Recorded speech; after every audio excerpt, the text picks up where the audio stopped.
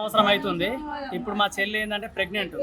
ఇప్పుడు ప్రెగ్నెంట్ ఉన్న టైంలో కూడా జాలి దయాకరణ ఇవి లేకుండా ఇప్పుడు 2 ప్రాణాలు తీసిండు. లోపల నా పాపని ఇప్పుడు మా చెల్లి ఇద్దరిని చంపిండు. ఫస్ట్ ఏమో ఆయన మంచిగా ఉండే నల్లి నల్లి లేక వండుకుంటా నమ్మించి దెబ్బ తీసిపోయిండు. ఇప్పుడు రాత్రికి రాత్రే ఎంత నమ్మించినా అంత నమ్మించిండు.